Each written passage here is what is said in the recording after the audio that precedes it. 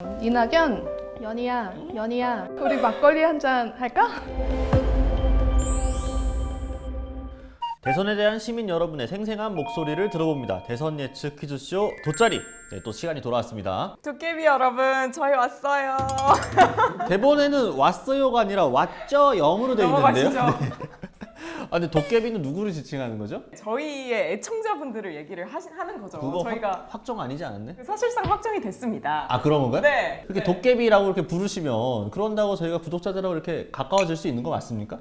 당연히 가까워질 수가 있죠. 아직은 아무도 불러주시지 않지만, 네. 그렇네요. 제가 앞으로 자주 부르면서 소통하도록 하겠습니다. 네, 알겠습니다. 네, 아무튼 돗자리 정말 많이 사랑해 주시길 바라고, 귀여운 거 담당은 저보다 훨씬 젊고 유능한 20대를 맡고 있는 우리 30대예요. 만 29세 아니신가요?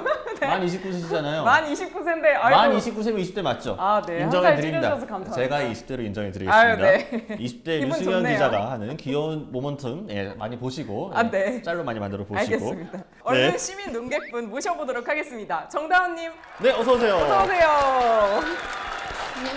안녕하세요. 안녕하세요. 반갑습니다. 오늘 사실 숨겨진 부제가 있습니다. 오늘 프로그램의 부제는 패자 열전인데요. 내 최애가 본선에 올라가지 못했다. 안타까운 이런 분들, 일이. 이런 분들 모시고 진행을 해볼 건데 네. 과연 그렇다면 비록 내 최애는 올라가지 못했지만 차애는 누구인가? 혹은 아니면 최악을 피하기 위한 차악은 누구인가? 네. 이런 표심을 한번 알아보려고 합니다. 네, 그렇습니다. 그래서 이낙연 전 대표의 지지자셨다고. 네, 맞습니다. 그 캠프에서 자원봉사까지 하실 정도로 열정적이셨던 것 같은데 어떤 일을 구체적으로 하셨어요? 필연 캠프에는 이제 시민 본부라는 곳이 있고요. 이제 시민들의 이제 의견을 수렴하고 그리고 시민 단체나 이런 분들을 만나면서 의제를 발굴하고 같이 의제를 만들어가는 조직입니다. 네, 결과가 좀 이렇게 나오기는 했지만 사실 막판 스포트가 상당히 좋았던 걸로 기억을 네, 하거든요. 맞습니다. 그렇죠. 네. 그래서 이런 지지율을 보면서 좀 지지자로서 좀 이런저런 생각이 많이 들었을 것 같아요. 이제 후보의 가치를 알아주는구나. 많은 시민들이 이제서야 조금만 더 일주일만이라도 더 빨리 알았으면 결선 투표까지 가지 않았을까? 또 그 결과 보면서 우리 시민본부에서 조금만 더 노력했으면 네. 사실 그런 논란이나 이런 거가 없이 결선 투표까지 갔을 텐데 굉장히 그 결과 보면서 마음이 아프면서도 또 한편으로는 그래도 가치에 대해서 조금씩 알아주는구나 하면서 뿌듯했어요. 그러니까 이번 결선 과정에서 분명히 이낙연이라는 정치인에 대해서 한 번 더 재평가받는 시간이 아니었나 싶어요. 네, 그런 네, 분명히 있을 맞습니다. 것 같고 또 말씀해 주신 것처럼 조금만 더 빨랐으면 분명히 결과가 바뀌었을 텐데 타이밍이란 게 항상 그렇죠. 모든 건 타이밍입니다. 네. 아니 그 자원봉사를 하셨으면 무보수시잖아요. 네, 맞아요. 그러면 이제 이낙연 전 후보자가 그만큼 매력적인 사람이었다는 뜻일 텐데 어떤 매력이 그렇게 있었어요? 굉장히 반듯한 사람이다. 반듯한 네, 사람. 김대중 대통령 때부터 지금까지 민주당에서 한 길을 걸어오면서 굉장히 반듯한 사람이어서 저는 되게 마음에 들었어요. 그리고 되게 단단한 사람일 것이다. 네, 그런 점이 굉장히 매력적이었고 또 국무총리 시절에 또 국무총리 역할을 엄청 잘해주셨잖아요. 네. 또 문재인 정권 때 최장수 총리시기도 하고 개인적으로는 또 문재인 대통령 지지자기도 하고 그 대통령님이 오랫동안 초계하는 국무총리는 과연 어떤 분일까? 실제로 보시니까 어땠습니까? 진짜 그냥 범생이. 예상하신 그대로였나요? 네, 아니면 범생인데 막 웃기려고 하니까 그 말도 안 되는 아재 개그 하시고. 그게 조금 단점으로. 어떤 아재 개그들을 하셨어요? 주경야독이 뭐게요? 주경야독? 아, 뭐예요? 저는 아는데 네. 차마 저는 말을 이제 옮기지 못해요. 네. 낮에는 약한 술, 밤에는 독한 술. 한숨이. 또 있어요. 문재인 대통령님 진지하면 문재인 대통령님께서 진지하면 진짜요? 밥 먹는 거라고. 언어 유희. 저희 대학 수학 능력 시험, 국어 시험에 나오면 딱 좋은 언어 유희. 다음 중 언어 유희의 적절한 예시로 옳은 것은 옳지 않은 것을 고르는 거기에 딱 어울리는 개그였습니다. 네. 어쨌든 아쉽게도 결선에는 나가지 못하게 됐습니다. 네, 여러 맞습니다. 과정들이 있었는데요. 이런 저런 걸 다 떠나서 패인 무엇이라고 보시나요? 가까이서 지켜보았을 때? 페인. 여러 가지 이유가 있겠죠. 이제 코로나 이제 시국에서 이제 대중들이 워낙 답답해하고 국민들이 막 답답한 거예요. 말이라도 좀 시원하게 해주는 사실은 정치인을 원하고 후보 자체도 말을 굉장히 우리가 요구를 했거든요. 생각하지 말고 조금 내질러라. 조금만 질러봐라. 질러라. 조금만 질러라. 안 하세요. 그건 그 후보의 사실 성품이기도 하고 성향이고 이번에 결과 나오고 나서 뭐 이낙연 후보께서 뭐 캠프 관계자분들한테 뭐 하신 얘기가 없을까요? 그냥 그 민주당 정권 재창출을 위해서 할 수 있는 역할을 해야 한다. 강물은 바다를 포기하지 않는다며 그렇죠. 네. 하셨죠. 약간 그렁그렁하신 것 같은데. 포기하고 싶어요.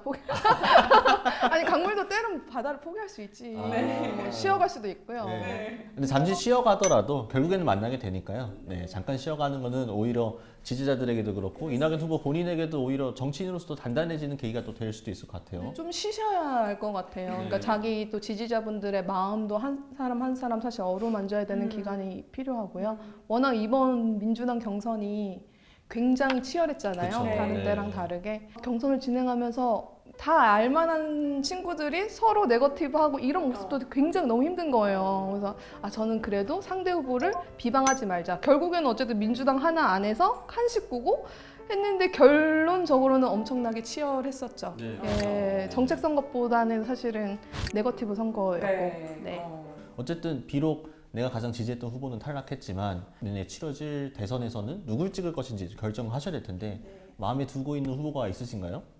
저는 1번을 뽑아야죠. 1번을? 네, 후보님 자체도 이의 제기를 하셨지만 승복을 안 한다는 게 없었어요. 근데 막 언론에서 막 승복하냐 안 하냐 아니 좀 시간을 후보가 하루 이틀 정도 그러니까 시간을 배려해주지 않는 이 정치 비정한 정치 비정한 정치였다. 성향 자체가 굉장히 조심스럽고 천천히 가는 스타일이고 모든 걸 다 고려해보고 이제 말을 하는 스타일인데 아니 이거를 마치 승복 안 하는 프레임으로 가고 막 원로들도 승복하라 그냥 문제점이 있는 거를 그냥 지적해서 넘어가는 거지 뭔가 진짜 다들 그 짝이라도 한 것처럼 승복해라 이러니까 우리 후보가 승복 안 하는 것처럼 느껴지는 거죠. 그렇죠. 네. 사실은 이낙연 후보 본인이나 캠프에서 이제 경선 승복 이런 표현을 쓰지는 않았거든요. 네. 네, 그런 표현 쓰지 않았고 다만 룰에 대해서 결선 투표를 가느냐 마느냐를 따지는데 사실 굉장히 미세한 차이였기 때문에 어떻게 되는지에 따라서 결과가 바뀌는 거니까 이 규칙을 한번 정리하고 가자라는 차원의 이의제기였다. 네, 그 말씀이신 맞아요. 거죠. 네. 그러면 캠프 내에 계신 다른 분들도 똑같이 그럼 1번을 찍겠다 이런 입장이신가요?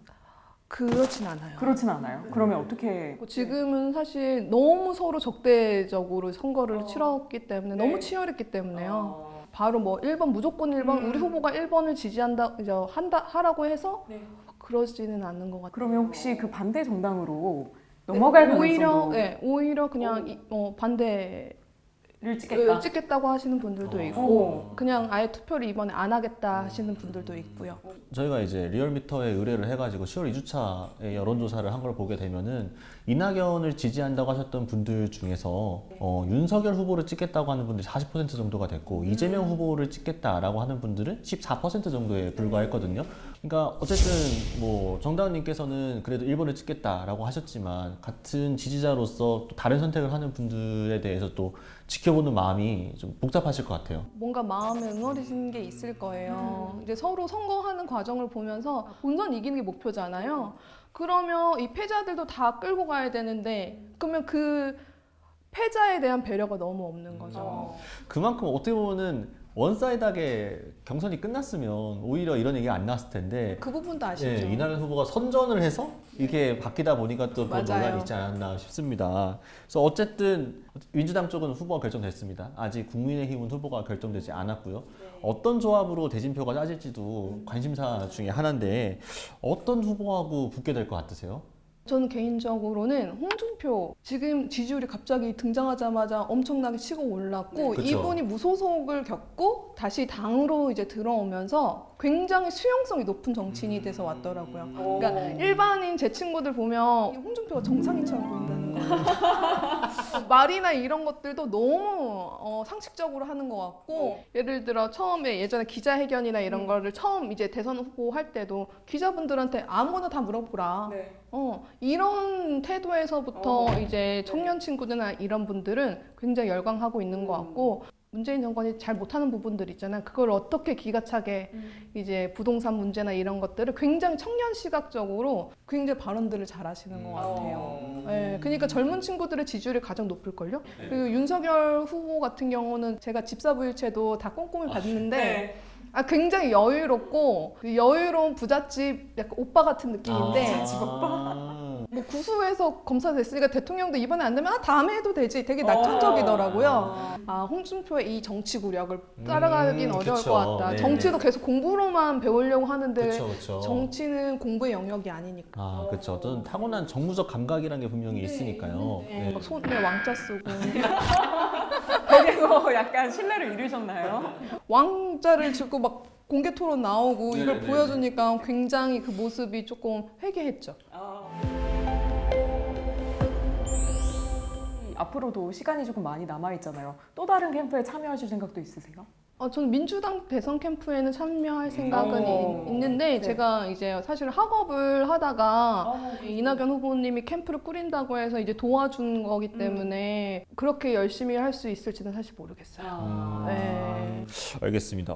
이낙연 전 대표하고 이제 막걸리 한 잔 하겠다는 꿈은 이루셨나요? 아니 못했죠. 아, 못하셨어요? 네. 왜 못하셨어요? 아니 워낙 또 바쁘시고 저는 사실 후보와 무슨 개인적인 연이 있는 게 아니고 계속 정치인 이낙연을 바라보고 그분이 너무 좋아서 이 캠프에 활동을 하게 된 거기 때문에 이분이 대통령이 나간다고 하면 도와드릴 생각이 있었어요. 선거 운동을 하면 만나는 분들이 있잖아요. 근데 다들 막 이낙연 후보랑 뭐 밥도 먹고 네. 책에 사인도 받고 오. 했는데 저는 책에 사인도 하나도 없고 아, 진짜요? 아. 네. 공적인 행사 외에는 본 적이 없죠. 그럼 연장선상에서 앞으로 또 함께 하실 기회가 있을 수 있잖아요. 그럼요. 그래서 영상 편지 한번 남겨주시는 거 어떨까요?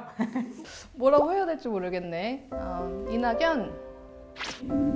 아니, 약간 이거 구남친한테 보내는 그런 거 아니잖아요? 약간 네, 구남한테 보내는 그런 거 아니니까. 제가 막 이제 다니면서 할 때 전 자꾸 우리 연희 하고 다녔거든요. 그래서 어른들이 그럼 그렇게 부르세요. 연희야. 우리 막걸리 한 잔 할까? 네, 이낙연 전 대표께서 앞으로 또 언제 어떻게 이 정치 여정을 이어가실지 모르지만 그 자리에 꼭 정다운 씨가 같이 옆에 있을 것 같고 네, 그때는 꼭 막걸리를 한 잔 같이 하셨으면 그러니까요. 좋겠습니다. 꼭 한번 해주셨으면 좋겠습니다. 네, 저희도 같은 마음으로 응원을 하겠고요. 감사합니다. 네. 그러면 이제 저희 돗자리의 하이라이트죠. 출연료를 100만 원만 받아가느냐 아니면 이제 더블로 200만 원으로 받아가느냐 이에 걸려있는 100만 원짜리 상품이 걸려있는 퀴즈를 내볼 시간입니다. 나 그 얘기할 게 있어요. 여기 보는 시청자들이 도깨비라면서요. 네, 맞아요. 연희 지지하는 사람들도 최근에 도깨비가 됐어요. 도깨비가 수호신이잖아요. 네. 그렇죠. 이게 우리가 이제 파란 도깨비가 돼서 민주당도 지키고 이제 연희를 끝까지 지키겠다 하는 이야. 지지자들이에요. 그래서 그렇죠. 네, 저도 구독 누를게요. 도깨비 되겠습니다. 화이팅. 네. 감사합니다. 민주당의 도깨비가 되신 정다운님께 네. 돗자리 깔아주세요. 자, 제가 문제를 드리겠습니다. 이것은 어떤 상태나 상황을 그대로 보존하거나 변함없이 지속하여 지탱함을 뜻하는 단어인데요. 윤석열 전 검찰총장의 부인 김건희 씨가 논문에 이것을 한글 발음 그대로 번역해 화제가 된 단어입니다. 이것은 무엇일까요? 뭐였지? 벌써 반 왔어요. 다 났어요. 유지. 정답입니다. 와, 축하드려요. 야, 역시. 줄리에서 율링 유지.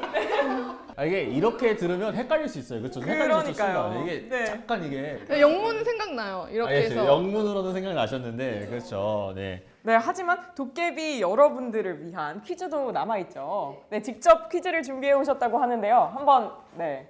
이것은 이낙연 전 대표가 경선 후 입장을 발표하며 고 노무현 전 대통령이 했던 말을 인용하며 사용한 단어인데요. 우리는 나라다운 나라를 만드는 것을 포기하지 않는다며 이것은 바다를 포기하지 않는다.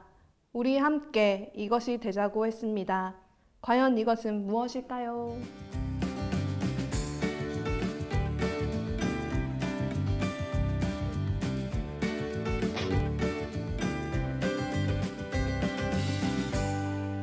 저희랑 이렇게 녹화해 보니까 어떠세요? 경선이 끝나기 전에 불렀으면 이낙연 후보님에 대해서 자랑거리가 정말 많은데 참 그 부분이 정말 아쉽고요. 그래도 경선이 끝나서 또 불러주셔서 우리 후보에 대한 가치를 알릴 수 있는 자리를 주셔서 정말 감사드립니다. 아무튼 여기까지 함께 해주셔서 너무 감사드립니다. 네, 감사합니다. 감사합니다. 네.